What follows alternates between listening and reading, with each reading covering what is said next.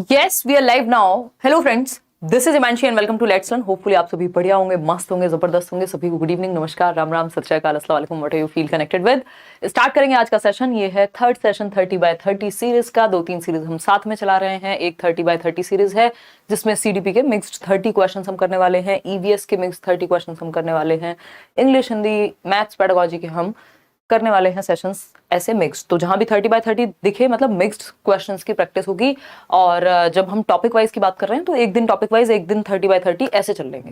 मतलब 30 क्वेश्चंस की प्रैक्टिस, एक दिन टॉपिक वाले क्वेश्चंस की प्रैक्टिस।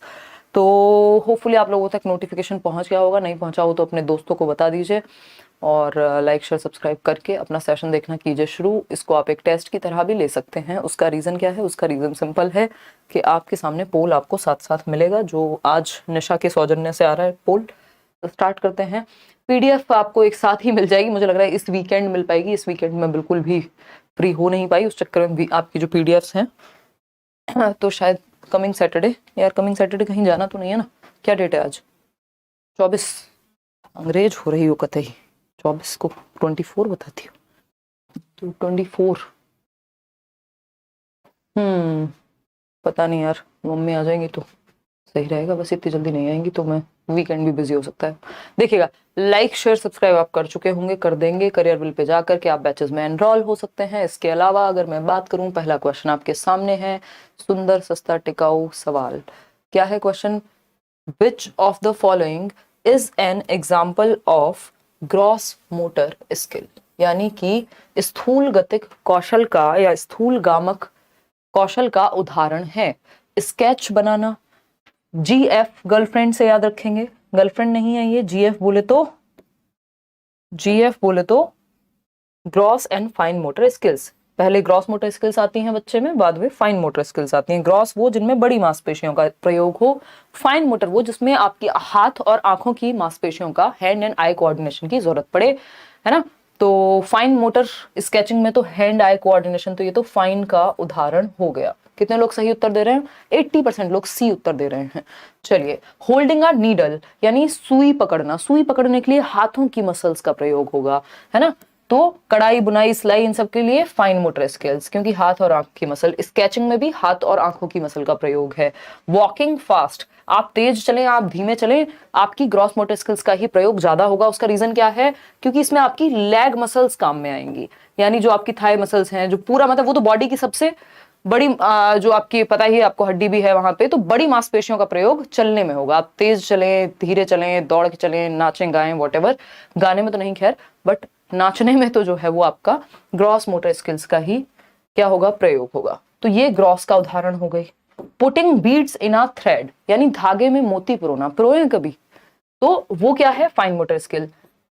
और आपको पता है, यंग जब हम होते हैं तो हमारी ये फाइन मोटर स्किल्स बेटर होती हैं। टाइम के साथ जो है वो तो सारी ही कौशलों में दिक्कत आती है, बट स्पेशली आपने देखा होगा अपनी मम्मी दादी को कहते हुए कि बेटा एक काम करो, इस सुई में धागा तुम पिरो दो। क्यों? क्योंकि तुम्हारी नई आंखें हैं। मतलब क्या हुआ? आपका हैंड आई कोऑर्डिनेशन बेटर होता है यंग एज में, और फाइन मोटर स्किल्स भी बेटर होंगी ऑफ कोर्स। ठीक है जी। तो पुटिंग बीड्स इन अ थ्रेड, धागे में मोती पिरोना भी फाइन मोटर का उदाहरण है। ग्रॉस मोटर का उदाहरण सिर्फ तेज चलना है। C option is the right answer. Next question पे बढ़ेंगे, है ना। पोल लगा लो मैडम, क्या कर रही हो तुम? किसको भेजना तुम्हें? ये कौन सा प्रेम पत्र लिख रही हो तुम? ये वर्ड में है। चलिए कोई बात नहीं, ठीक है। तो एनजीओ कम कब भेजना है? तो राहुल को बिठा देती हैं यार, तुम कैसे मैनेज करोगी? देखो, तो क्वेश्चन नंबर 2 है, बताएंगे आप लोग फटाफट से जवाब देंगे क्वेश्चन नंबर 2 का।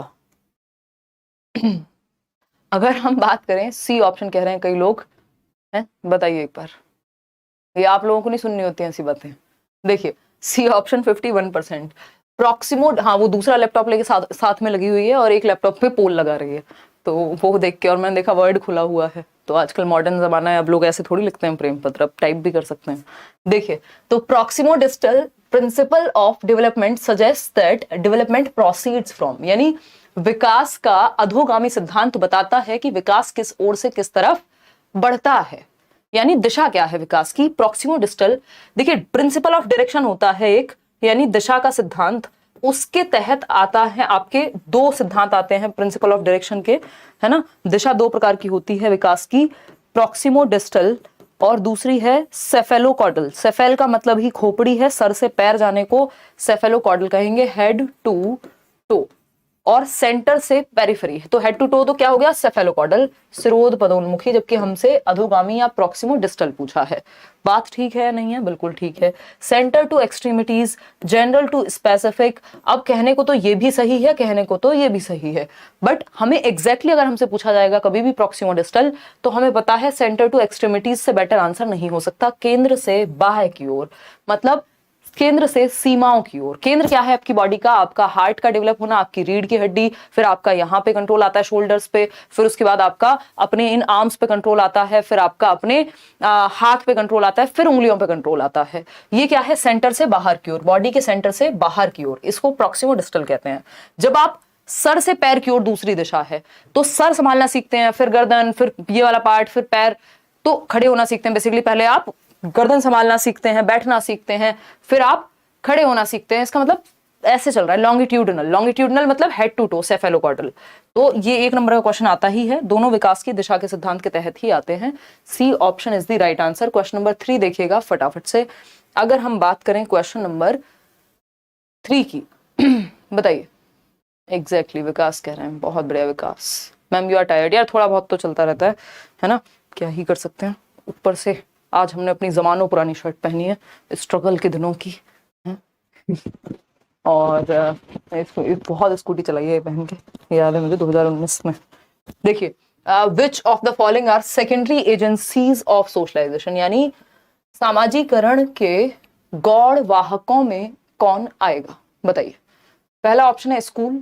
आपको पता है प्राइमरी में कौन आता है, फैमिली। फैमिली दिख रही है कहीं, फैमिली यानी पेरेंट्स। देखिए पेरेंट्स लिखा हो, इमीडिएट फैमिली लिखी हो, है ना, सिर्फ फैमिली लिखी हो, फैमिली मेंबर्स लिखे हो, बात एक ही है, ठीक। तो ये तो होगा नहीं, क्यों, क्योंकि ये प्राइमरी में आएगा। परिवार प्राइमरी में आएगा हमेशा, प्राथमिक कारकों में सामाजिकरण के, वहीं स्कूल हमेशा सेकेंडरी, किताबें भी सेकेंडरी, मीडिया भी सेकेंडरी। तो फर्स्ट, सेकंड और थर्ड हमें डी ऑप्शन में देखने को मिल रहा है, जो कि सही उत्तर है। D option is the right answer. आगे बढ़ेंगे नेक्स्ट क्वेश्चन पे। 68% लोग ही सिर्फ सही उत्तर दे पाए, जबकि आपको पता था पेरेंट्स कभी भी सेकेंडरी में नहीं आ सकते, सेकेंडरी एजेंसी में नहीं आ सकते पेरेंट्स। क्वेश्चन नंबर 4 देखिएगा और जवाब दीजिएगा। क्वेश्चन नंबर 4 क्या है, अकॉर्डिंग टू जीन पियाजे, यानी जीन पियाजे की थियोरी के अनुसार, at which stage most children can operate on operations and develop hypothetical deductive thinking, यानी लॉजिक भी आ गया, ऑपरेशंस का मतलब लॉजिक से है ना, और हाइपोथेटिकल डिडक्टिव रीजनिंग का मतलब है परिकल्पनात्मक निगमनात्मक चिंतन, ठीक है ना, चिंता नहीं चिंतन। बताओ एक बार फटाफट से बताइए, जिससे कि हम आगे बढ़ सकें। फटाफट बताएंगे जल्दी से।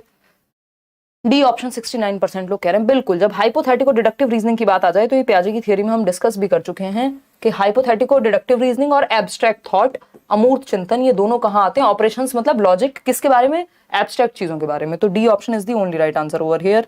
आगे बढ़ेंगे, नेक्स्ट क्वेश्चन है क्वेश्चन नंबर 5। अंत तक जाते जाते कुछ क्वेश्चंस मुश्किल भी मिलेंगे, लेकिन ये कंप्लीट सेट है जिसमें सारे टॉपिक्स आपके हैं। जीन पियाजे gave importance to dash in the process of learning, यानी पियाजे ने अधिगम की प्रक्रिया में किसे महत्व दिया। तो रेडीनेस टू लर्न यानी सीखने के लिए तत्परता।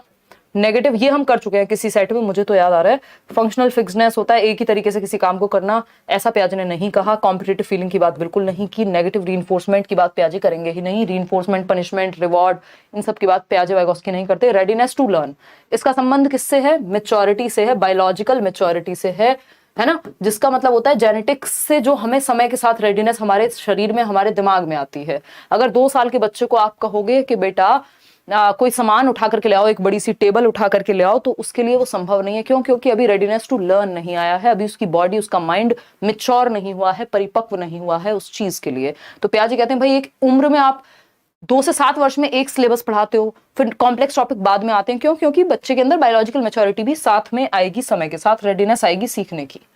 आगे बढ़ेंगे क्वेश्चन नंबर 6 पर। अमरजीत एक बच्चा है और उसके बारे में सवाल है।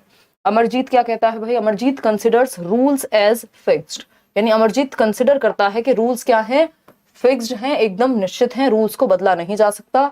और वकालत क्या करता है, कहता है advocates that everyone should follow rules irrespective of their personal situations, यानी हर किसी को नियमों का पालन करना चाहिए नो मैटर व्हाट, कि उनकी पर्सनल सिचुएशन क्या है, यानी किसी की जान भी जा रही है तब भी एम्बुलेंस अगर रेड लाइट पे खड़ी है तो रेड लाइट एम्बुलेंस को क्रॉस नहीं करनी चाहिए। रीजन क्या है, किसी की जान भी जा रही हो तब भी झूठ, जान बच रही हो तब भी झूठ नहीं बोलना चाहिए।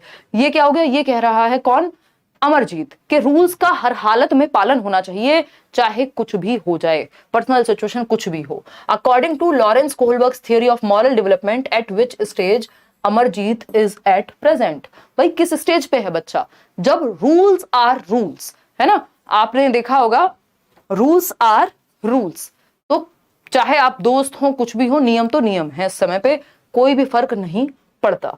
ठीक, ओबीडियंस एंड पनिशमेंट ओरिएंटेशन, यानी आज्ञा पालन नहीं तो पनिशमेंट मिलेगी। यहाँ पनिशमेंट नहीं है रीजन जो है, यहाँ पे रीजन ये है कि हर किसी को मानने चाहिए, नहीं तो समाज में नियम बिगड़ जाएगा। फिर है गुड बॉय गुड गर्ल, अच्छा लड़का बनने के लिए नहीं, क्योंकि मानने ही होते हैं नियम इसलिए। इंस्ट्रूमेंटल पर्पस ओरिएंटेशन है tit for tat, give and take, कि मुझे ये मिलेगा मैं तुम्हें ये दूंगा, ऐसी भी कोई बात नहीं हो रही।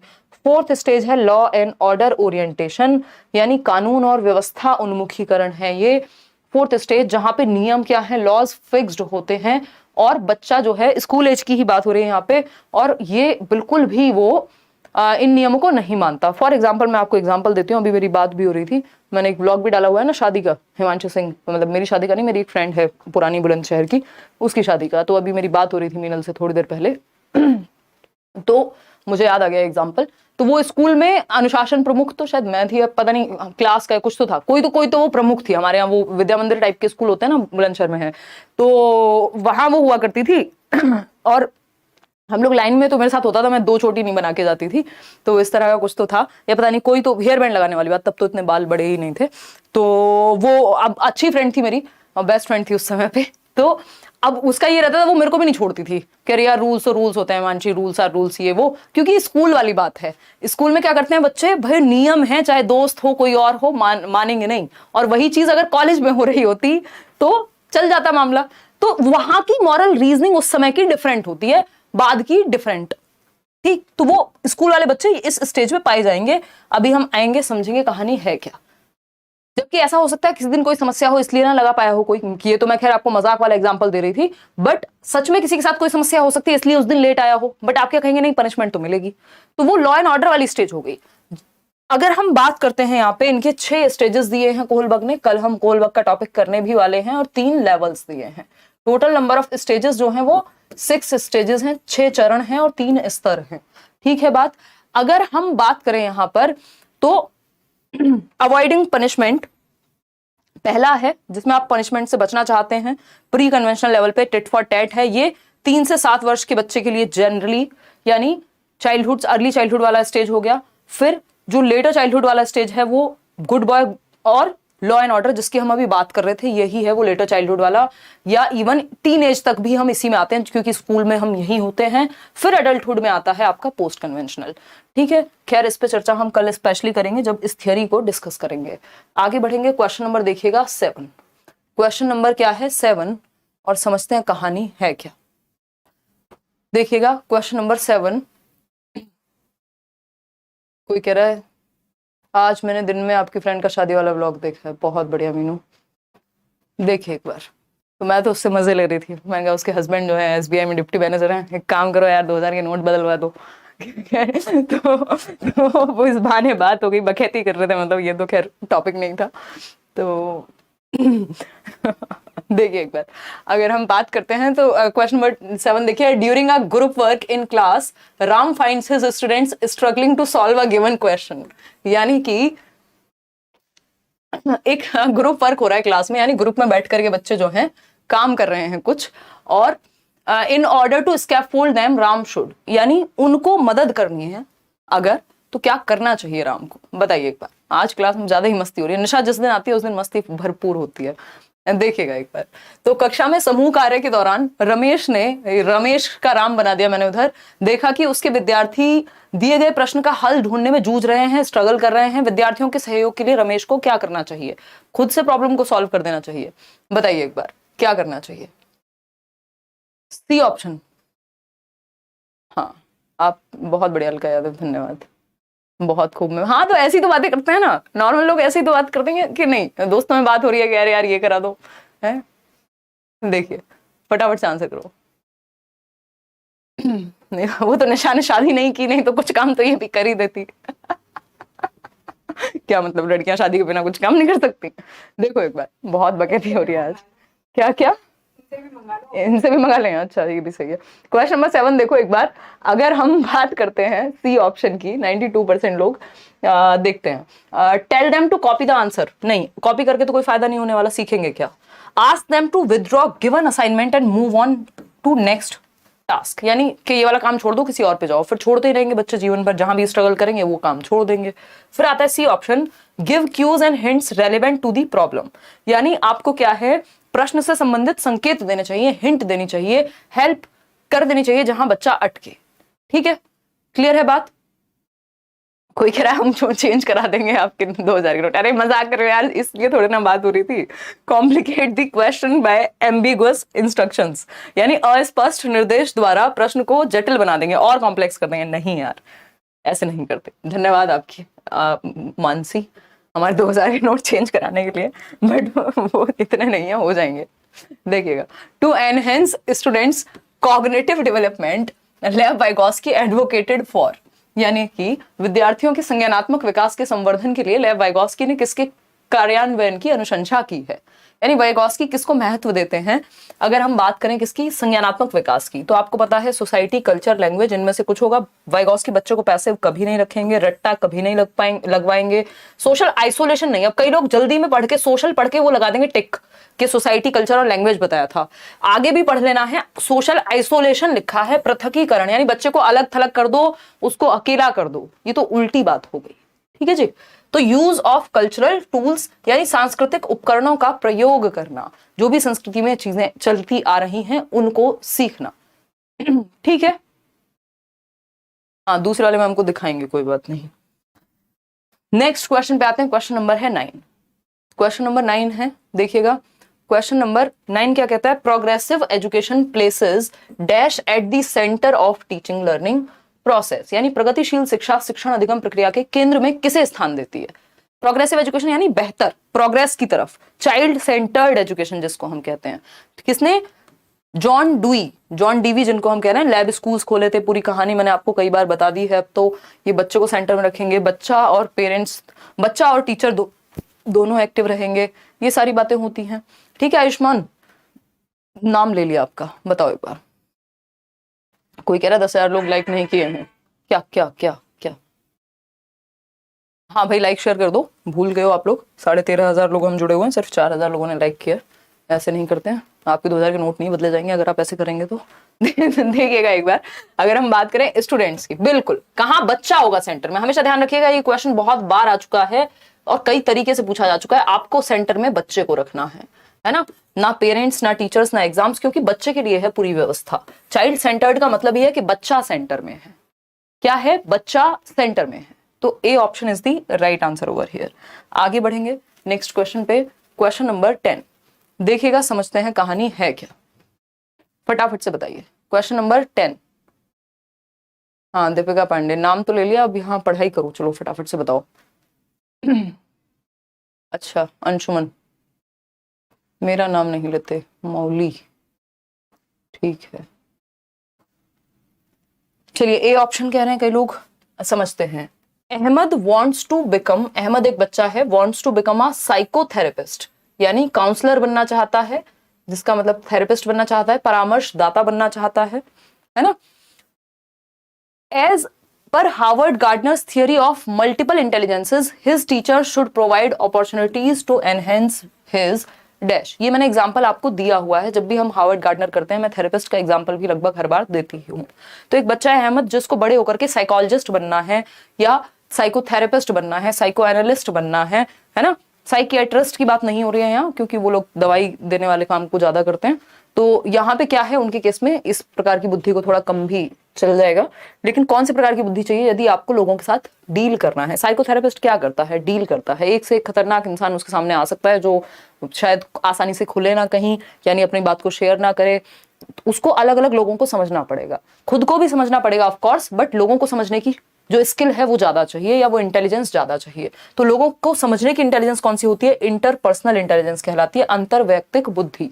कि आप दूसरे के इमोशन को समझ नहीं रहे हैं, 2 मिनट में आपको ही गुस्सा आ जाता है, कोई अपनी प्रॉब्लम बता रहा है, आप कह रहे हैं अरे अरे ऐसे थोड़ी होता है, आप खुद जज करने में लगे हुए हैं, तो आप कैसे थेरेपिस्ट हुए भाई? हैं? थेरेपिस्ट तो घंटे भर में 2 ही मिनट बोलता है या बोलती है, वो कहेगा आप ही बोल लो भाई साहब या बहन जी, जब तक आप भरे हुए हो निकल जाओ पहले। स्पेशल इंटेलिजेंस तो स्थानिक बुद्धि के लिए चाहिए। लोकेशन गूगल मैप वाली आंटी बनना हो आपको या दीदी बनना हो तब तो चाहिएगा स्पेशल इंटेलिजेंस, या मूर्तिकार बनना हो तब स्पेशल इंटेलिजेंस चाहिए। स्थानिक बुद्धि तो उससे संबंधित है कि आपको मूर्तिकार बनना है या ऐसा ही। प्राकृतिक, ये गार्डनर वगैरह में, फार्मर में, इन सब में पाई जाएगी प्राकृतिक बुद्धि, या जिनको गार्डनिंग का शौक है ना, एनवायरमेंट से थोड़ा सा प्यार है। संगीतात्मक बुद्धि यानी म्यूजिकल इंटेलिजेंस, ये ए.आर. रहमान या मेलोडी जो भी बेसिकली क्रिएट करते हैं, जो लोग म्यूजिक को या गाना गाते भी हैं, उनमें पाई जाएगी। तो आंसर एकमात्र सही है इंटरपर्सनल इंटेलिजेंस। अगर इंटरपर्सनल नहीं होता, इंट्रापर्सनल भी हम लगा सकते थे, क्योंकि वो भी कुछ हद तक चाहिए होती है। ठीक, तो इंटरपर्सनल इंटेलिजेंस चाहिए, लोगों के साथ डील करना पड़ेगा ना। एक थेरेपिस्ट का काम क्या है? लोगों के साथ डील करेगा, खुद से तो बैठ के बातें करता नहीं रहेगा थेरेपिस्ट, कहेंगे हम उसको फिर, है ना। तो ये एक बेसिक सी बात हो गई। आगे बढ़ रहे हैं क्वेश्चन नंबर 11 पर। क्वेश्चन नंबर 11 क्या है देखिए एक बार। क्वेश्चन नंबर 11 है, वाइल प्रैक्टिसिंग कोऑपरेटिव लर्निंग, यानी सहयोगात्मक अधिगम को सीखते समय या प्रैक्टिस करते समय या अप्लाई करते समय क्लासरूम में टीचर को क्या करना चाहिए? बताइए। ये गलत हो गया है हमसे, ये गलत नहीं होना चाहिए था। विकास गार्डनर का क्वेश्चन सबसे आसान क्वेश्चन आता है, अगर हम उसको गलत करेंगे तो ऐसे कैसे चलेगा दीदी और भैया? बताओ एक बार, फटाफट से बताओ। अंशु लाइक शेयर करते नहीं हो, नाम लेके क्या करेंगे हम? हैं, गिव एंड टेक करेंगे, टिट फॉर टैट होगा। देखिएगा एक बार। तो वाइल प्रैक्टिसिंग कोऑपरेटिव, सहयोगात्मक अधिगम, यानी जहां बच्चे ग्रुप में सीख रहे हैं, सहयोग करके सीख रहे हैं, तो टीचर को क्या ध्यान में रखना है? Make same ability based grouping, यानी सब बच्चों को एक जैसे ही बच्चों को एक ग्रुप में डालो, जो फर्स्ट आते हैं उनको एक साथ, जो लास्ट आते हैं उनको एक साथ, जिनका मैथ्स अच्छा है उनको एक साथ नहीं। मिक्स्ड ग्रुपिंग करनी चाहिए, ना कि सेम एबिलिटी ग्रुपिंग। होमोजीनियस हो जाएगा। सेम एबिलिटी ग्रुपिंग का मतलब है होमोजीनियस ग्रुप बना दिया आपने, एक रूप, एक जैसे बच्चे हैं, जबकि हमें डिफरेंट एबिलिटी वाले बच्चे चाहिए एक ग्रुप में, ताकि एक दूसरे से डिफरेंट डिफरेंट चीजें बच्चे सीख पाए। बहुत बढ़िया। नेक्स्ट है, instruct students to follow only prescribed procedure, यानी सिर्फ जो प्रेस्क्राइब कर दिया है उसी प्रोसीजर को फॉलो करना है। इसमें बच्चा एक्टिव नहीं रहेगा, बच्चे को पैसिव कर दिया, रोट लर्निंग पे फोकस हो गया कि जितना बताया गया उतना ही रट्टा लगाओ। रेस्ट्रिक्ट यूज ऑफ डिस्कशंस, यानी डिस्कशंस यानी चर्चा, वाद विवाद के तो अवसरों को बढ़ावा देना चाहिए, रेस्ट्रिक्ट नहीं करना चाहिए, उन्हें कम नहीं करना चाहिए, है ना। Make groups of diverse learners, ये बात एकदम सही है, विविध विद्यार्थियों के समूह बनाना, हेट्रोजेनस ग्रुपिंग करना, मिक्स्ड एबिलिटी ग्रुपिंग करना, यानी डिफरेंट डिफरेंट एबिलिटी वाले बच्चे हैं। D option is the only right answer over here. Question number 12 देखिएगा और जवाब दीजिएगा। क्या कहता है question number 12? In a classroom discussion on cricket, cricket पर डिस्कशन हो रहा था, आईपीएल मैच पे हो सकता है, इन जनरल क्रिकेट पर क्या हो रही थी? चर्चा हो रही थी। एक अध्यापक लड़कियों की अपेक्षा लड़कों को अधिक अवसर दे रहा है। वो कह रहा है कि लड़कों को ज्यादा पता होगा क्रिकेट के बारे में, जो जैसा कि कल्चर है ऐसा हो भी सकता है कि ज्यादा लड़के ही पार्टिसिपेट कर रहे हो, बट आपको पार्टिसिपेट कराना है फीमेल्स को भी या गर्ल्स को भी, तो उसके लिए आपको एटलीस्ट मौका तो बराबर देना पड़ेगा, चाहे कोई लड़की कम बोले ज्यादा बोले। तो उसके लिए क्या है यहाँ पे, उसके लिए यहाँ पे ध्यान रखना है हमें कि बॉयज को ज्यादा मौका दिया जा रहा है गर्ल्स के मुकाबले। By doing so he is, क्या दर्शा रहे हैं अध्यापक महोदय? कंबाइनिंग स्टीरियोटाइप थ्रेट, यानी रूढ़िबद्ध चुनौतियों को कम कर रहे हैं, कॉम्बैट कर रहे हैं, लड़ रहे हैं स्टीरियोटिपिकल थिंकिंग से। वो तो खुद स्टीरियोटाइप में बह गए हैं, तभी तो लड़कों को ज्यादा महत्ता दे रहे हैं क्रिकेट जैसे मुद्दे पे, क्योंकि उनको लगता है लड़के ही ज्यादा इंटरेस्टेड होंगे। प्रैक्टिसिंग जेंडर बायस, बिल्कुल 100% सही बात है। जेंडर पूर्वाग्रहों का पालन कर रहे हैं, क्योंकि स्टीरियोटाइपिंग में हमेशा पूर्वाग्रह शामिल होते हैं, किसी एक पक्ष में झुके हैं तभी तो स्टीरियोटाइप बने हैं ना, वो कोई तो प्री कंसीव्ड नोशन रहा होगा। जेंडर इक्वालिटी को एंश्योर कर रहे हैं, अगर कर रहे होते तो किसी एक तरफ थोड़े ना झुकते। ब्रेकिंग जेंडर स्टीरियोटाइप्स, जेंडर रूढ़िबद्ध धारणाओं को तोड़ रहे होते तो उल्टा भी कर सकते थे, फिर फीमेल से या गर्ल्स से ज्यादा क्वेश्चन पूछ सकते थे। लेकिन यहाँ पे जो चला आ रहा है उसी को वो फोकस कर रहे हैं, जिसमें बायसनेस छिपी हुई है, जो एक तरफ झुका हुआ है कि सिर्फ लड़कों से ही पूछना है अगर क्रिकेट के बारे में बात हो रही है। और यही जो महाशय हैं, अगर ऐसे टीचर होंगे, जब कुकिंग के बारे में बात होगी तो लड़कियों से पूछना शुरू कर देंगे। तो ये जेंडर स्टीरियोटाइपिंग है कि जो चीजें चली आ रही हैं बस उसी बहती गंगा में हाथ धो रहे हैं। क्वेश्चन नंबर 13 देखिएगा, समझते हैं कहानी है क्या, बताइएगा। नाम की बात कोई नहीं करेगा माधुरी अब, है ना, बहुत गुस्से में कही है मैंने ये बात। ये देखो हंस रही है मतलब इसको पता है ये कितना गुस्सा है देखिएगा एक बार। अगर हम बात करेंगे question number 13, in a class of diverse learners a teacher should, यानी विविध पृष्ठभूमि वाले विद्यार्थी हैं, अलग अलग तरह की क्षमताओं वाले विद्यार्थी हैं, किसी को मैथ्स में इंटरेस्ट है, कोई स्पोर्ट्स में अच्छा है, कोई म्यूजिक में अच्छा है, कोई किसी जाति, कोई किसी समूह, कोई किसी भाषा को बोलने वाला है, कोई गरीब अमीर, हर तरह का बच्चा हो सकता है ना, कोई गिफ्टेड है, किसी को विजुअली चैलेंज है, तो विविध पृष्ठभूमि वाले बच्चे हैं जिनको भी नाम लेना है, सिलेक्शन लेके आओ, बहुत बढ़िया है ना, उसमें भी अच्छी रैंक लेके आओ, फिर मेल करो, फिर हम मिलेंगे, है ना। हम क्या करेंगे, शर्तों पे नाम लेंगे आज से, है ना, कोई अनकंडीशनल प्यार नहीं, शर्तों पे नाम लिया जाएगा। देखिएगा, बताइए फटाफट से क्या हुआ मुंह बना रही हो तुम इतनी तैयार हो के आई हो? अच्छा देखिए, हाँ फंक्शन है तुम्हारे बच्चे का फंक्शन आज हमारी बिल्डिंग में एक फंक्शन है। देखो एक बार, अगर हम बात करें, इतनी तैयार तो भाभी नहीं हुई होंगी देखो एक बार, group students based on their performance in exams, यानी परीक्षा में उनके निष्पादन के आधार पर विद्यार्थियों के समूह बनाना, यानी कि group students based on their performance in exams, ये एकदम खराब तरीका है।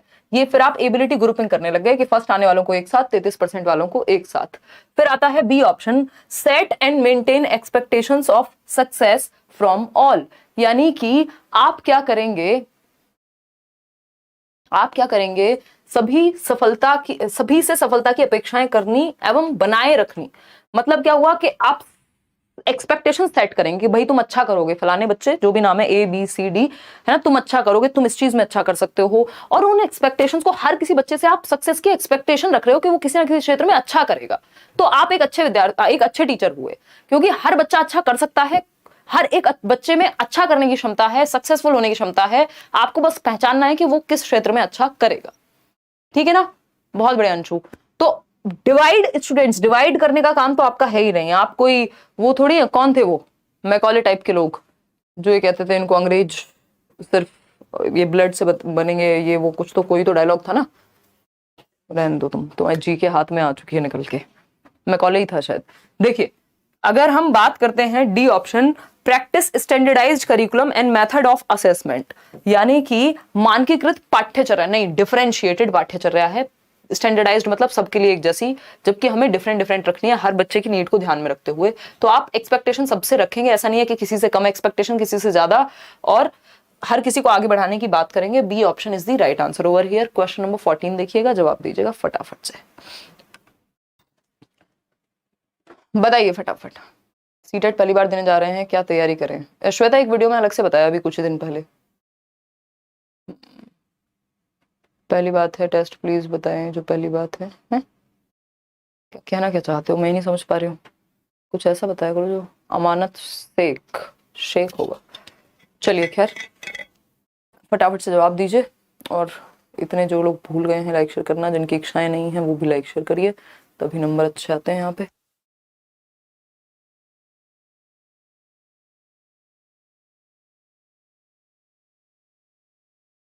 देखिएगा एक बार, जवाब दीजिएगा। क्वेश्चन नंबर है 14, क्या पूछा है क्वेश्चन नंबर 14 में, देखते हैं, समझते हैं कहानी है क्या।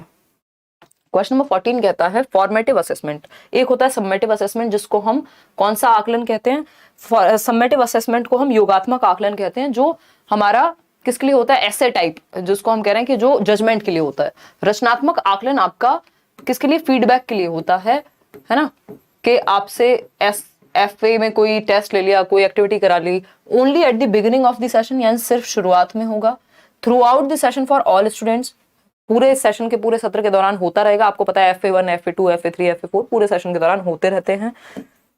सिर्फ अंत में होगा या फिर उनके लिए होगा जिनको चैलेंजेस फेस करने पड़ रहे हैं, ये सभी के लिए होगा, और थ्रू आउट होगा, यानी सभी विद्यार्थियों के लिए पूरे सत्र के दौरान ड्यूरिंग द प्रोसेस चलते रहेंगे FA जो है, या फॉर्मेटिव असेसमेंट, रचनात्मक आकलन, ताकि फीडबैक मिलता रहे। क्वेश्चन नंबर, आकलन होता है बच्चों को जांचना, कि आपने पढ़ा दिया, अब आप जांचने का प्रयास कर रहे हैं। ठीक है जी, फटाफट से बताएंगे जल्दी। क्वेश्चन नंबर है आपके सामने 15। आपकी वीडियो देख के बैच ज्वाइन की थी, सभी टीचर अच्छे हैं और अच्छे से पढ़ाते हैं, बायो की मैम से थोड़ा दिक्कत है, वो पढ़ाती अच्छा है बट ना नोट्स देती हैं और ना ही बोर्ड पर लिखाती हैं, फिर पढ़ाती कैसे हैं? सुरभि बताओ एक बार, है पढ़ाती अच्छा है, ये भी कैसे कह दिया आपने, मजाक कर रही हूँ। चलो मैं एक बार ये पता कराती हूँ, एक बार टीम को बोलती हूँ क्या चल रहा है, और अगर ऐसा है सिर्फ बायो की मैम से दिक्कत है तो बाकी सब अच्छा पढ़ा रहे हैं, ठीक है। देखो एक बार, अगर हम बात करें क्वेश्चन नंबर 15 समझते हैं। अगर हम बात करते हैं विच of the following question will promote critical thinking among students, मतलब कि निम्नलिखित में से कौन सा प्रश्न विद्यार्थियों में समालोचनात्मक चिंतन को बढ़ावा देगा। समालोचनात्मक चिंतन मतलब सिर्फ मान नहीं लेना है, हर एक पक्ष को जानने की कोशिश करनी है, अलग अलग पर्सपेक्टिव से किसी चीज को देखना है। ये नहीं है किसी ने कह दिया कि 2000 के नोट में चिप होती है तो चिप है ना, ये क्रिटिकल थिंकिंग नहीं है। क्रिटिकली आपको जानना पड़ेगा, पढ़ना पड़ेगा, उसके बारे में कई सारे पक्षों को देखना पड़ेगा, जस्ट मान नहीं लेना है कि बिल्ली रास्ता काट जाए तो खराबी हो जाता है, ठीक। तो critical thinking among students, what is the capital of Sri Lanka, तो ये तो आप वन वर्ड में जवाब दे दोगे भैया श्रीलंका की कैपिटल क्या है, क्लोज एंडेड हो गया। When is teacher day celebrated in India, ये भी आप वन वर्ड में जवाब दे दोगे। Which is the largest city in Asia, ये भी आप जवाब दे दोगे वन वर्ड में। इसमें थिंकिंग कहां लगी, इसमें तो बस मेमोरी का प्रयोग हुआ।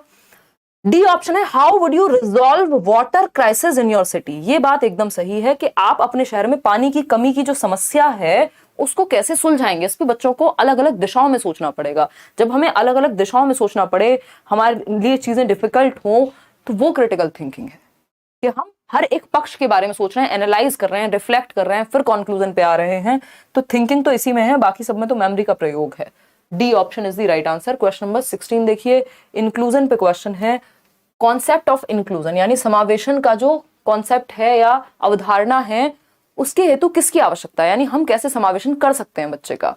पहला ऑप्शन है respect of diversity and individual differences, यानी बच्चे विभिन्नता रखते हैं, सभी बच्चे एक जैसे नहीं होंगे, इस बात को हमें रिस्पेक्ट करना है। और इंडिविजुअल डिफरेंसेस का भी ध्यान रखना है, यानी विविध भाषाएं बोलने वाले, विविध कपड़े पहनने वाले, विविध त्योहार मनाने वाले बच्चे होंगे, और सबकी क्षमता सेम नहीं होगी, इंडिविजुअल डिफरेंसेस होंगे। किसी चीज का किसी में इंटरेस्ट होगा, किसी बच्चे का किसी और चीज में इंटरेस्ट होगा, एप्टीट्यूड, एटीट्यूड, आईक्यू डिफरेंसेस होंगे। तो ये बात तो सही है, इंक्लूजन तो यही कहेगा। स्टैंडर्डाइज्ड टेस्टिंग फॉर असेसमेंट, यानी सबके लिए एक जैसा टेस्ट, यानी स्टैंडर्डाइज्ड वर्ड का मतलब ये सभी को एक डंडे से हाँकना, which is not a good thing. Don't beat everyone with the same stick. Teacher centred pedagogy, teacher centred pedagogy भी कोई इंक्लूजन की बात नहीं करेगी। जहां आप सिस्टम में चेंज लाते हैं बच्चे के लिए, वो इंक्लूजन है। Labelling the child and segregating, ये दोनों ही इतने नेगेटिव वर्ड हैं। सेग्रीगेट करना, लेबल करना। सेग्रीगेट मतलब अलग थलग कर दो, 4 बच्चे फर्स्ट आते हैं इनको अलग करो, बाकी सबको अलग बिठाओ। लेबल मतलब ये फर्स्ट आता है, ये लास्ट आता है, ये करना, ठप्पा नहीं लगाना बच्चे पे। तो ए ऑप्शन ही सही है। विविधता और व्यक्तिगत भिन्नताओं के लिए सम्मान होना चाहिए, वो ही इंक्लूजन है। इंक्लूजन का मतलब ये सबको इंक्लूड करना, सबका समावेशन। डिस्लेक्सिया पे एक क्वेश्चन है, फटाफट से जवाब देंगे। Question number 17, dyslexia poses direct challenges in the domain of, यानी पठन वैकल्य जो है, डिस्लेक्सिया से किस एक डोमेन में, किस एक क्षेत्र में समस्या का सामना करना पड़ता है मुख्य रूप से। इमोशनल रेगुलेशन में डिस्लेक्सिया वाले बच्चों को गुस्सा ज्यादा आता है, ऐसा तो कुछ नहीं है। बॉडी कोऑर्डिनेशन यानी हाथ पैर चलाने में दिक्कत होती है, याद कीजिए वो तारे जमीन पर का ईशान थी, क्या उसको हाथ पैर चलाने में दिक्कत थी? क्या उसको गुस्सा ज्यादा आ रहा था? नहीं, उसकी तो जान को लोग आए हुए थे इसलिए बेचारा दुखी हो जाता था। सोशल इंटरेक्शंस, क्या उसको अपने भाई से बात करने में दिक्कत थी? पापा से तो चलो डर था, तो ऐसा तो नहीं है सोशल इंटरेक्शन में दिक्कत थी। कॉम्प्रीहेंशन ऑफ रिटन टेक्स्ट, पढ़ने के लिए अगर टीचर खड़ा कर दे क्लास में तो वो एकदम चुप हो जाता था या स्ट्रगल करता था, एंग्शियस फील करता था। तो पढ़ना, और उसकी नोटबुक भी ऐसी थी कि कोई पढ़ के समझ नहीं सकता। तो डिस्लेक्सिया वाला बच्चा पढ़ने और लिखने दोनों में गलतियां कर सकता है, स्पेशली पढ़ने में करेगा ही करेगा। तो रीडिंग एंड राइटिंग, जैसे 100 को वॉज पढ़ सकता है, गॉड को डॉग पढ़ सकता है, बी को डी पढ़ सकता है, 6 को 9 पढ़ सकता है। तो रिवर्स में पढ़ता है या पढ़ने में इसको दिक्कत होती है बेसिकली, किसको? डिस्लेक्सिक बच्चे को। आगे बढ़ेंगे question number 18। Question number 18 autism पे क्वेश्चन है, एक अच्छा क्वेश्चन है, देखिएगा। While students with autism faces several challenges in certain domains, यानी जो स्वालीनता या ऑटिज्म से ग्रस्त विद्यार्थी हैं उनको कुछ क्षेत्रों में विभिन्न चुनौतियों का सामना करना पड़ता है। ऑटिज्म क्या है? एक डिसऑर्डर है, डेवलपमेंटल डिसऑर्डर है, if I am not wrong. तो बताओ मैडम, ऑटिज्म वो है ना डेवलपमेंटल डिसऑर्डर, ठीक है। दे have strength dash which can be utilized by the teacher in teaching learning process, यानी कि स्वालीनता ऑटिज्म से ग्रस्त विद्यार्थी हालांकि कुछ क्षेत्रों में विभिन्न चुनौतियों का सामना करते हैं, लेकिन उनके पास डैश का मजबूत पक्ष भी है, अध्यापक जिसका इस्तेमाल शिक्षण अधिगम प्रक्रिया में कर सकते हैं। यानी ऑटिज्म वाले बच्चे के पास क्या विशेषता होती है, यानी उसकी स्ट्रेंथ क्या है। वीकनेस तो बहुत सारी हो सकती है, लेकिन स्ट्रेंथ क्या है वो समझनी है। बताओ बताओ। तो उसकी मेमोरी बहुत तो वो होती है, शार्प होती है मेमोरी, भूलता नहीं है। नाइस। और हम्म इमोशनली ना उनको फर्क नहीं पड़ता चीजों से, जो कि मेरे को लगता है कि मेंटल हेल्थ के लिए बहुत सही है आजकल के टाइम पे। बहुत ही एक बढ़िया। अलग मैं देख तो वो इमोशनली डिटैच्ड होते हैं, तुम ये कहना चाहती हो? अच्छा ठीक है। मेंटल हेल्थ तो निशा ने स्पेशल एजुकेशन में काम किया है काफ़ी टाइम, तो निशा ने मुझे कई चीज़ें बता दी हैं। कह रही है मेमोरी स्ट्रांग होती है, चलो ये बात तो मैं मानती हूँ, ठीक है। कह रही है इमोशनली डिटैच होते हैं, इस पर मुझे थोड़ा डाउट है, बट कंपैरेटिवली कह सकते हो, हाँ ठीक है, वो डिसोसिएशन कह सकते हैं। और सी ऑप्शन क्या कह रहे हो? कौन पढ़ा पढ़ा रहा है मैम? निशा बैठी हुई है, तो मैं स्पेशल एजुकेशन में क्वेश्चन आते हैं तो मैं मजे लेती रहती हूँ इनसे, इनको ज़्यादा पता है। देखिए कोई कह रहा है मैडम जी घर में शादी है बट क्लास ले रहे हैं, बहुत बढ़िया। हमारे भी घर में नीचे फंक्शन चल रहा है, हम भी क्लास ले रहे हैं, देख रहे हैं आप। देखिए अगर हम बात करें, they have strength dash which can be utilised by the teacher in teaching learning process to pay attention for minute details. भाई माइन्यूट डिटेल पे वो अटेंशन पे कर सकते हैं। या फिर फॉर सोशल कम्युनिकेशन, देखिए सोशल कम्युनिकेशन में इनको स्ट्रगल करना पड़ता है, कम्युनिकेशन में ये बहुत अटकते हैं, रिपीट करते हैं, रेपिटेटिव होते हैं, स्टीरियोटिपिकल कम्युनिकेशन वाली बात होती है इनकी, मतलब स्टीरियोटिपिकल रेपिटेशन होता है, बहुत बार रिपीट करते हैं अपनी बात को, एक बार में नहीं कह पाते हैं। For example my name is Khan में शाहरुख खान को कुछ इसी तरह का कुछ था ना, आई थिंक, मतलब इसके आसपास का कुछ था। For of expressing themselves without hesitation in front of large groups. भाई कम्युनिकेशन और सोशलाइजेशन में तो उनको दिक्कत होती है, ग्रुप्स में वो अच्छा महसूस नहीं करते ज्यादा लोगों में, और दूसरा अपने आप को कम्युनिकेट करने में भी अच्छा महसूस नहीं करते, तो ये तो उनकी स्ट्रेंथ है नहीं। फिर आता है D option, of easily adjusting to frequent changes in schedule. अगर उनकी दिनचर्या में फटाफट से चेंज हो जाए कि अब यहाँ चल रहे हैं, अब वहां चल रहे हैं, कल अब ये कर लो, अब वो कर लो, तो ज्यादा चेंजेस से भी वो परेशान हो जाते हैं। इवन उनके एनवायरमेंट में, उनकी सराउंडिंग में चीजें अगर चेंज हो जाएं, आप हर रोज उनका रूम का पूरी सेटिंग चेंज कर दें, तो वो एंशियस या परेशान हो जाएंगे। उनको दिक्कत इस बात से होती है, ज्यादा चेंजेस उनको सही नहीं लगते, उनके ब्रेन को बेसिकली। तो अगर हम बात करें तो ये तीनों ही बातें, ये तो लक्षण है, अगर हमसे लक्षण पूछ ले पेपर में तो हम कहेंगे कि इन सब में समस्या होती है ऑटिस्टिक बच्चे को। लेकिन उनका जो फोकस है, यानी to pay attention for minute details, यानी वो छोटी से छोटी चीज पे भी क्या है, अटेंशन पे कर पाएंगे। जैसा निशा कह रही है, मेमोरी उनकी अच्छी होगी, फोकस उनका कंपैरेटिवली, ऐसा नहीं है कि वो बेसिकली मतलब फोकस मतलब जिस चीज पे ध्यान दे रहे हैं उस पे तो दे ही रहे हैं, तो उस केस में उनका फोकस अच्छा है। लेकिन सोशल सेटिंग्स में अगर हम बात करें तो वहां चीजें बिगड़ जाएंगी उनके लिए, चाहे वो फोकस हो चाहे कुछ और हो। तो सोशल सेटिंग या कम्युनिकेशन में उनको दिक्कत होती है। लेकिन माइन्यूट से माइन्यूट डिटेल भी, ऐसा नहीं कि उनके दिमाग में कोई दिक्कत है, इनको हम ये नहीं कह सकते ये बच्चे इंटेलिजेंट नहीं है, ठीक है ना, इनको डील करने का तरीका है ऑटिस्टिक बच्चों को। तो A option is the right answer, to pay attention for minute details. ये इनकी स्ट्रेंथ है जिसको टीचर यूज कर सकते हैं सिखाते समय। क्वेश्चन नंबर 19 देखिएगा, विच of the following mode should be avoided while teaching students with visual impairment. ध्यान से पढ़िएगा क्वेश्चन, दृष्टि बाधिता से जूझते विद्यार्थियों के साथ शिक्षण करते समय किस विधि माध्यम के प्रयोग से बचना चाहिए, यानी किस तरीकों को नहीं अपनाना है जब आप ऐसे बच्चे के साथ डील कर रहे हैं जिसको देखने में समस्या है, बताइएगा। सिर्फ ऑनलाइन क्लास से पेपर क्लियर हो जाए? बिल्कुल होगा, बस दिमाग में सेट रहनी चाहिए चीजें। आप प्रणाम इनसाइट शिक्षा, बताइए।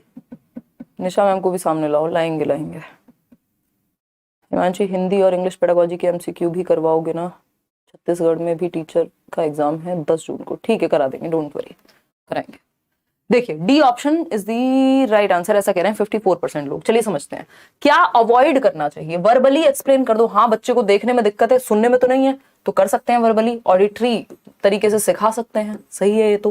प्रोवाइडिंग टेक्टाइल मैप्स, बिल्कुल सही बात है। टेक्टाइल का मतलब है टच एंड फील मटेरियल, यानी ब्रेल लिपि टाइप का कुछ जिससे वो टच करके सीख पाए। भाई इसको मैं अगर देख नहीं सकती, टच तो कर सकती हूँ ना, अगर देखने में दिक्कत है तो टच एंड फील वाला मटेरियल बिल्कुल ठीक है।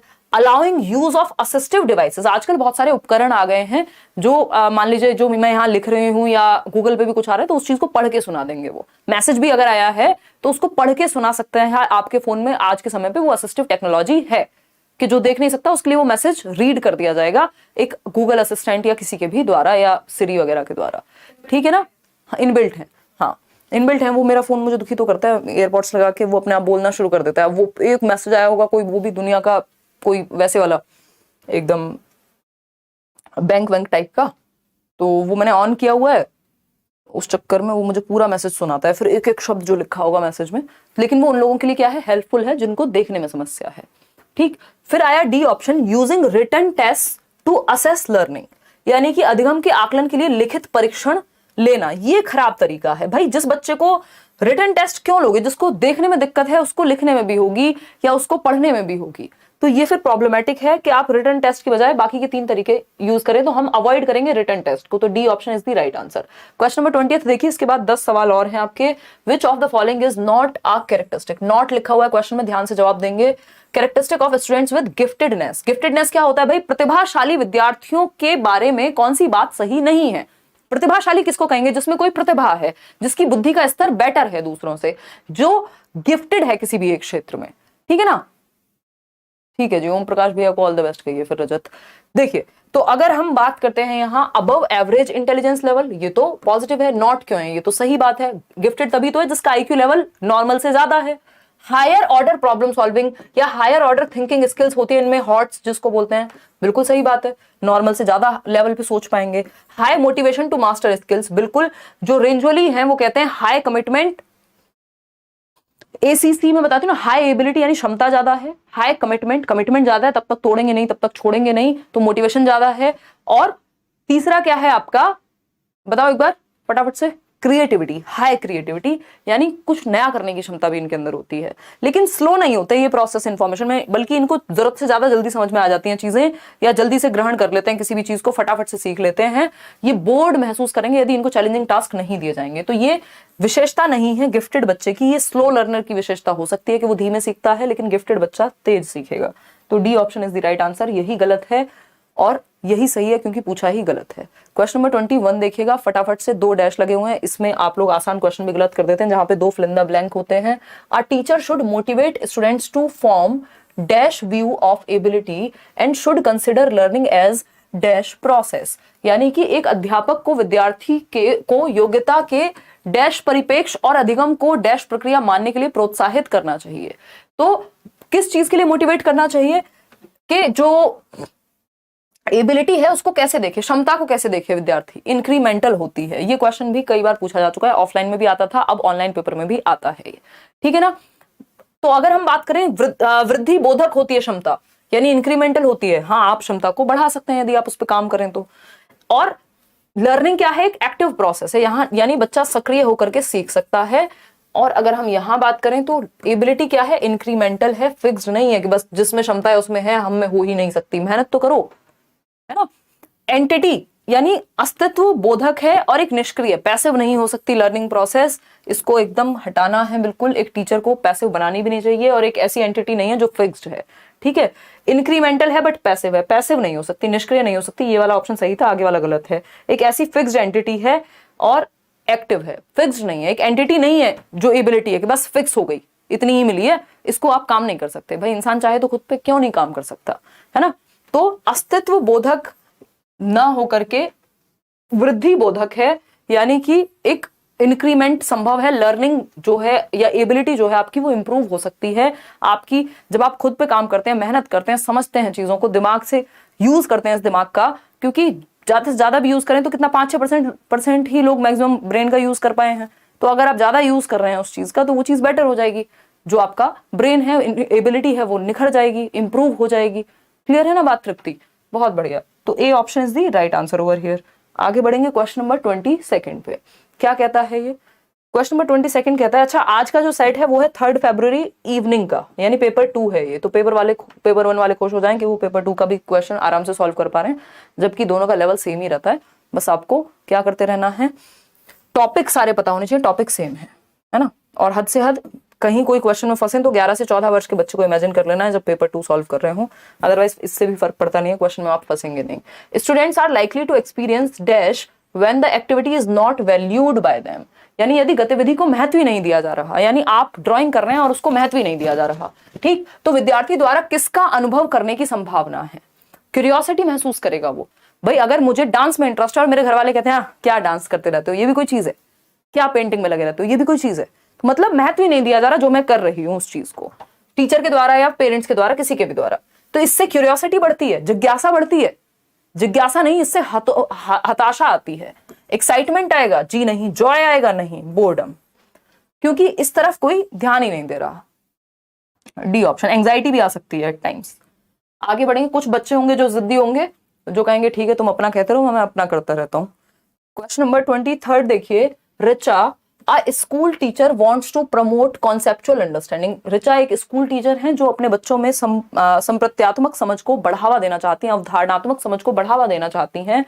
To do so she should, यानी कि उसको ऐसा करने के लिए उनको, टीचर जो है ऋचा जी, उनको क्या करना चाहिए। ऋचा की शादी है बाय द वे, तुम पता है ऋचा से मिली हो ना तुम तो? हाँ हाँ, तुमने खूब बकैती की है। हाँ हाँ हाँ, नवंबर में। हाँ वो लॉयर है, बट यहाँ पे ये वाली ऋचा जो है वो टीचर है।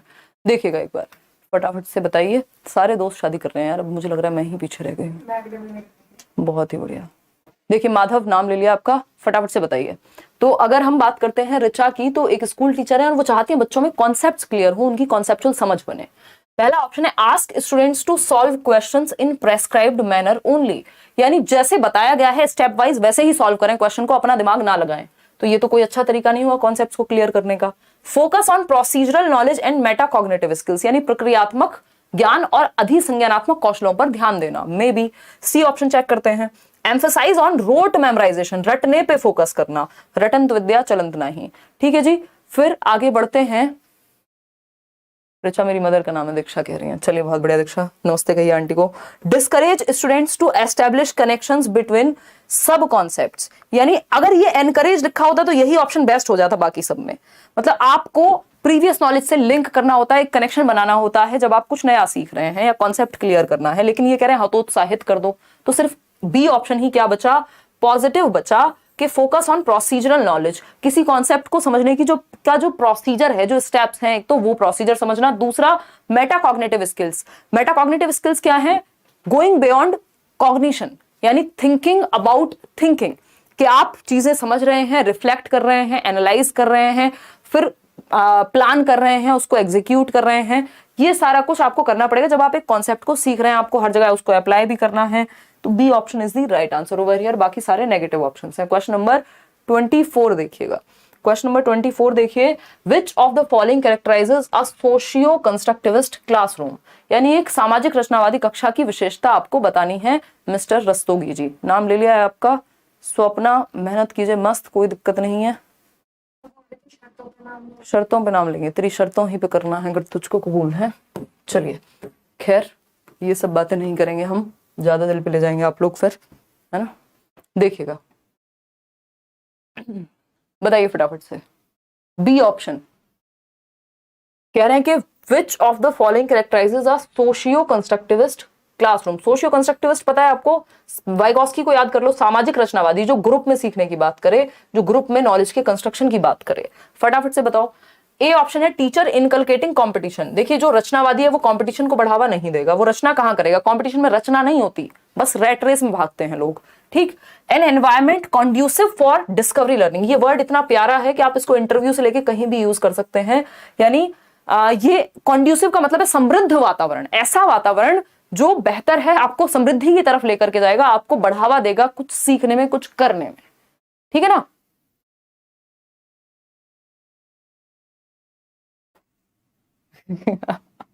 गांव वालों खुशी मनाओ, आज मैम को रियलाइज हुआ है कि वो शादी करने में पीछे रह गई हैं, जल्दी खुशखबरी मिली। अरे नहीं कुछ नहीं है यार, आओ इधर देखो एक बार, मजाक कर रही हूँ। Pedagogy geared to focus on rote memorisation.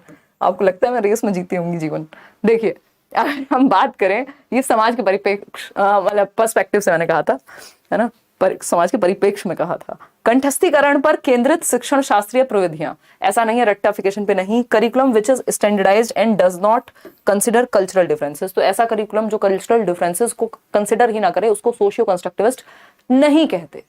ठीक है जी बात। तो B option is the right answer, कि एक ऐसा एनवायरमेंट जो बच्चे को डिस्कवरी के लिए, अन्वेषण के लिए, खोज के लिए समृद्ध वातावरण दे, ऐसा माहौल दे, उसको अगर जरूरत पड़ रही है कुछ टूल्स दे, टीचर का एक साथ दे जो उसको आगे बढ़ाने के लिए, एक्सपेरिमेंट के लिए प्रोत्साहित करे। तो B option is the right answer. Question number 25 देखिएगा एक बार, फटाफट से जवाब दीजिएगा, 5 सवाल और हैं। देखिए ऋचा बोल रही हूँ, नशा आती है तो बहुत बकैती होती है, तो इतनी होनी भी चाहिए, नहीं तो ऐसा लगता है मैं एक कैमरा से ही बात कर रही हूँ, हालांकि आप इतनी संख्या में होते ही हैं, है ना। देखो एक बार फटाफट से बताओ। कोई कह रहा है ब्लॉग, अरे यार बस पूछो मत ब्लॉग का तो। देखो एक बार बनाते हैं, बताओ फटाफट से।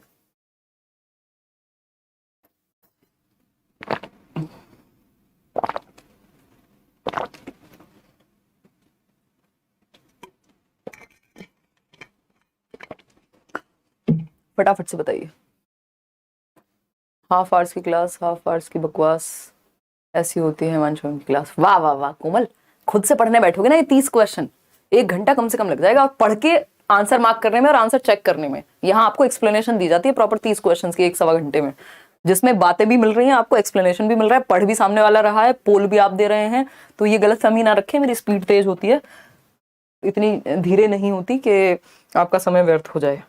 पढ़ाई में सारा ध्यान आ जाता है इनका। मूवी देखें 3 घंटे की, तब नहीं हिसाब लगाएंगे कि किसने बातें की, कब बातें की। Students feel more involved and engaged in the process of learning if classroom environment promotes.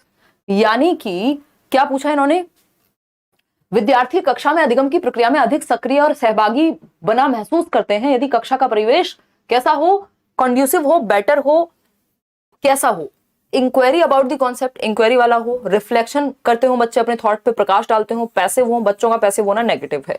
मियर reproduction of knowledge, मतलब रटने की बात कर रहे हैं कि जो रटा है उसको उगल दो, उसका पुनरुत्पादन कर दो, तो ये भी नेगेटिव है। ऊपर के दोनों ऑप्शन ही हमें पॉजिटिव लग रहे हैं कि अवधारणाओं के बारे में जिज्ञासा और अपने विचारों पर विचार विमर्श, डिस्कशन, इन दोनों ही ऑप्शन में बच्चे एक्टिव हैं। नीचे के दोनों में क्या है, पैसिव हैं बच्चे। तो फर्स्ट और second A option is the right answer. 83% लोग सही उत्तर दे पा रहे हैं।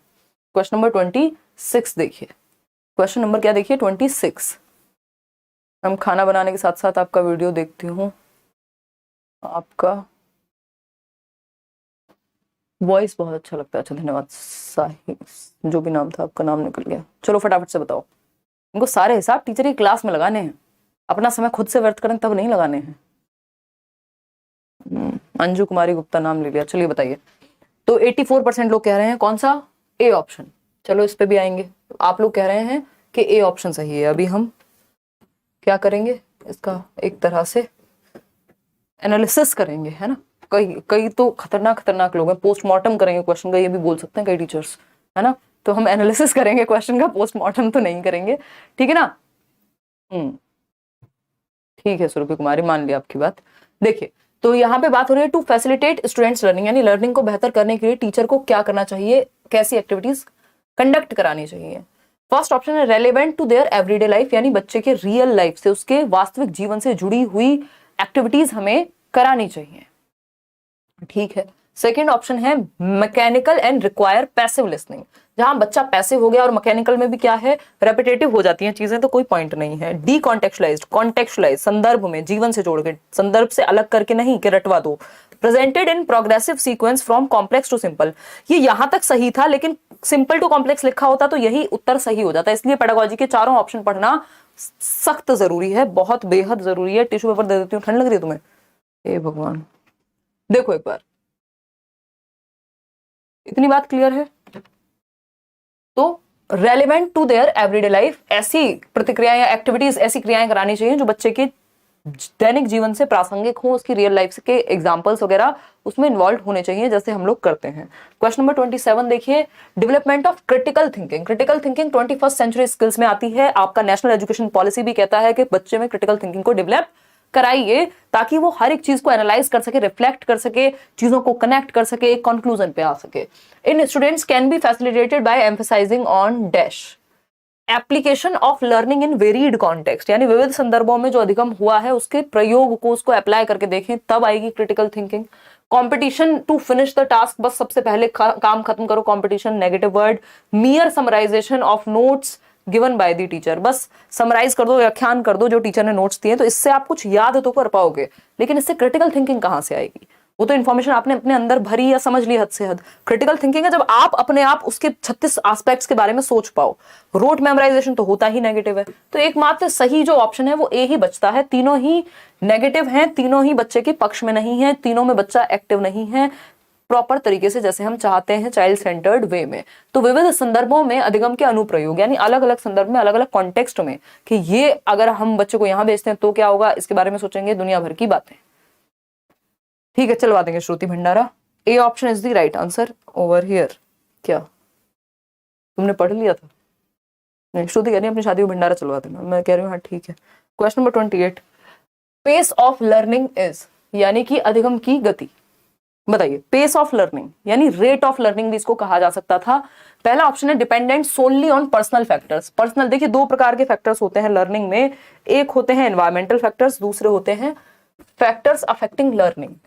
ऐसे तो बहुत सारे फैक्टर्स होते हैं बट दो कैटेगरीज में होते हैं, फैक्टर्स अफेक्टिंग लर्निंग यानी अधिगम को प्रभावित करने वाले कारक, फैक्टर्स अफेक्टिंग लर्निंग यानी अधिगम को प्रभावित करने वाले कारक। दो प्रकार होंगे इसके, पर्सनल फैक्टर्स यानी व्यक्तिगत कारक और एनवायरमेंटल फैक्टर्स। ये आपसे पूछा जा सकता है 1 नंबर में, और पूछा जा चुका है तभी हम पढ़ रहे हैं, ठीक है ना। व्यक्तिगत कारक क्या हो सकते हैं, लिख लेना कहीं, मैं ये वैसे पीडीएफ में ऐड करा करके भिजवा दूंगी, बट वो पीडीएफ कब आएगी, शायद सैटरडे संडे को आ जाए, शायद कल रात को मैं मम्मी के पास रुकूं हॉस्पिटल में तो वहां बैठ के कर दूंगी। वातावरण, क्योंकि रात को नींद तो आती नहीं है, वातावरणिक या वातावरणीय पर्यावरणिक कारक, ऐसा कुछ लिख लेना, ठीक है ना। बच्चे से जुड़े हुए कौन से हो सकते हैं, अब जो पर्सनल फैक्टर्स हैं वो बच्चे से जुड़े हुए होंगे, क्या होंगे, बच्चे की एज हो सकती है ना, और क्या हो सकता है, उसका जेंडर हो सकता है। वैसे जेंडर यहाँ मैटर करेगा नहीं उतना, प्रभावित तो करेगा बट ये उतनी जरूरी चीज नहीं है कि हम इसको मेंशन भी करें। एज हो सकता है, उसका इंटेलिजेंस का लेवल हो सकता है ना, उसका इंटरेस्ट हो सकता है किसी एक पर्टिकुलर चीज में, ठीक है ना। हालांकि इंटरेस्ट भी काफी हद तक जो है आपके एनवायरनमेंट से संबंधित होता है, और भी ऐसे कई सारे फैक्टर्स हो सकते हैं जो उसकी पर्सनालिटी से संबंधित है या पर्सनल एस्पेक्ट बच्चे से संबंधित है। इंटरेस्ट भी लिख सकते हो यहाँ आप, और भी कुछ भी लिख सकते हो। एनवायरनमेंट क्या है, आपकी ट्रेनिंग या टीचिंग मेथड्स कैसे हैं या टीचर्स कैसे हैं, ये सब एनवायरनमेंट का हिस्सा है। स्कूल का एनवायरनमेंट कैसा है, ये सब एनवायरनमेंट का हिस्सा है। किस मेथड से पढ़ाया जा रहा है, वो सब एनवायरनमेंट का हिस्सा है। तो समझते हैं कहानी है क्या। अगर हम बात करें अधिगम की गति की, तो अधिगम की गति डिपेंडेंट है सिर्फ पर्सनल फैक्टर पे, यानी बच्चे का इंटरेस्ट है कि नहीं, उसकी एज क्या है, एज के अकॉर्डिंग पढ़ा रहे हैं या नहीं, ऐसा नहीं है। एनवायरमेंटल फैक्टर्स भी मैटर करेंगे। सोनली ऑन एनवायरमेंटल फैक्टर्स, ऐसा भी नहीं है कि सिर्फ टीचिंग मेथड का ही खेल है, बच्चे का पर्सनल इंटरेस्ट या उसके पर्सनल फैक्टर्स भी प्रभावित करेंगे सीखने को। Independent of both personal and environmental factors, यानी दोनों से स्वतंत्र है, ना तो पर्सनल फैक्टर प्रभाव डालते ना एनवायरमेंटल, मतलब फिर कौन से तीसरे, कहां मार्स से आ रहे हैं क्या फैक्टर्स, ठीक है ना। बहुत बढ़िया, अभिषेक पढ़ लेते। डिपेंड, यहाँ मजाक सिर्फ मैं करती हूँ क्लास में हमारी, है ना, और ये निशा भी करती हैं। Dependent on interaction of personal and environmental factors, यानी कि व्यक्तिगत और वातावरणीय कारकों की पारस्परिक क्रिया पर निर्भर है। भाई ये जो पर्सनल और एनवायरमेंटल फैक्टर्स हैं ये इंटरेक्ट करते रहते हैं, किसी क्षेत्र में पर्सनल फैक्टर ज्यादा हावी हो जाएगा और किसी में एनवायरमेंटल, ठीक है ना। क्लियर है बात, कोई दिक्कत नहीं है। तो D option is the right answer over here. आगे बढ़ेंगे क्वेश्चन नंबर 29।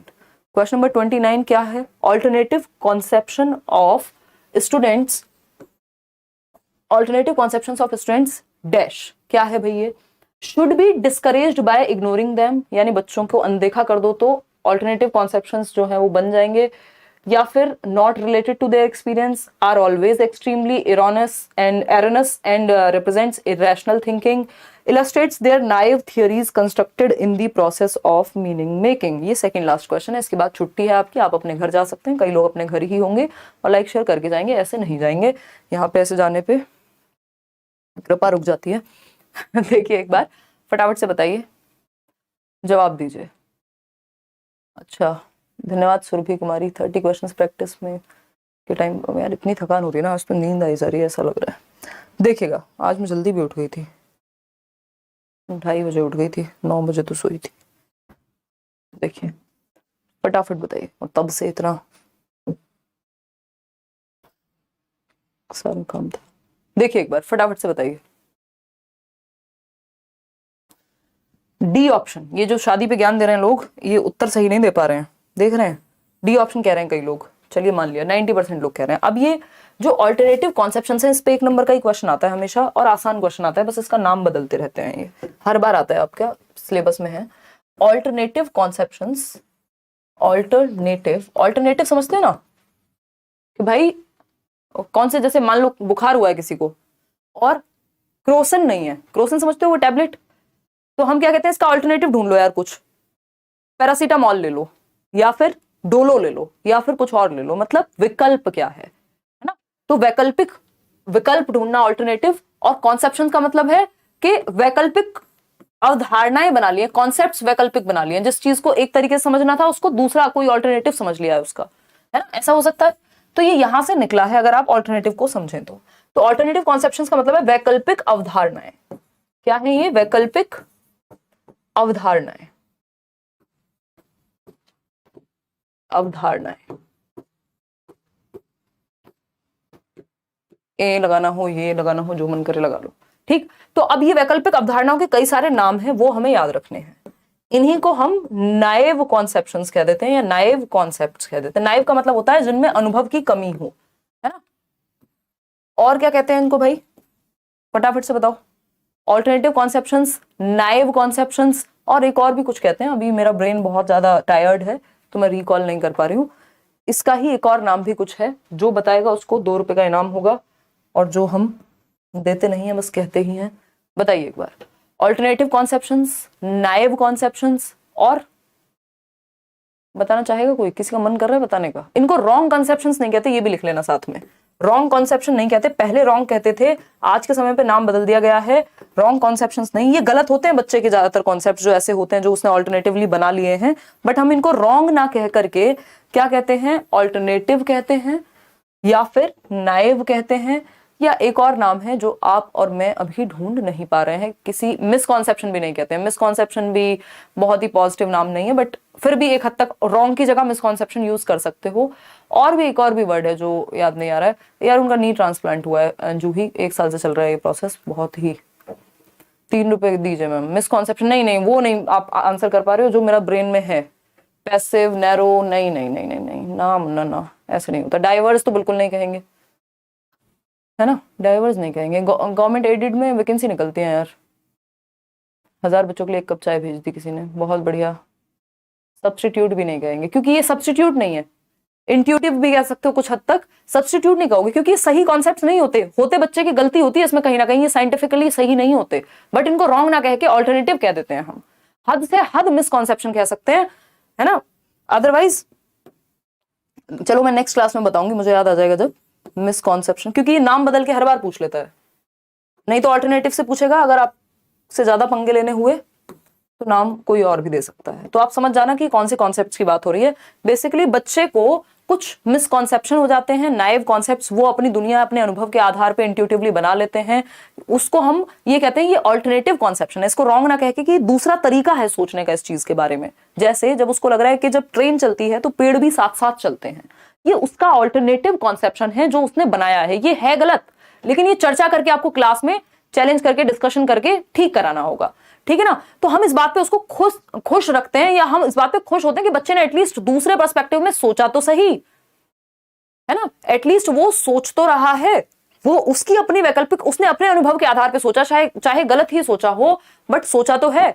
तो इसलिए ऑल्टरनेटिव कहते हैं इसको। ये होते गलत हैं, तो जैसे पेड़ भी चलते हैं, जबकि पेड़ साथ थोड़ी चलते हैं ट्रेन के। या फिर बच्चे ने अपने अनुभव के आधार पे, आप पढ़ा रहे हैं वाटर इज कलरलेस, कि पानी रंग विहीन होता है, जबकि बच्चा कह रहा है नहीं ग्रीन कलर का होता है पानी, मैंने तो ऑरेंज देखा है ग्लूकॉन डी वाला पानी। तो ये क्या हुआ, ये उसने अपने अनुभव के आधार पे एक कॉन्सेप्ट बनाया हुआ है जो साइंटिफिकली सही नहीं है, उसको आप ठीक कराएंगे बाद में डिस्कशन के थ्रू, ठीक है ना। तो वो मिसकॉन्सेप्शन, या उसको हम ऑल्टरनेटिव या नाइव कॉन्सेप्शंस कह रहे हैं। नहीं नहीं, सारी दुनिया के, हाँ इसमें देखो ट्रांसडक्टिव थॉट लग रहा है, ये इंट्यूटिव थॉट भी लग रहा है, लेकिन इसके जो 2-3 नाम है वो यही है, ऑल्टरनेटिव, नाइव, और एक और होता है मिसकॉन्सेप्शन भी आप कह सकते हो, ये भी आ जाता है पेपर में, रॉन्ग नहीं कहेंगे इसको। तो अब हम क्वेश्चन पे आते हैं वापस। क्वेश्चन क्या कहता है समझते हैं। Alternative conceptions of student should be discouraged, इनको डिस्करेज नहीं करना, नहीं तो फिर बच्चा अपने अनुभव के आधार पे बोलना बंद कर देगा कि मैं गलत हूं, इस डर से बात करना या अपना अनुभव बताना बंद कर देगा।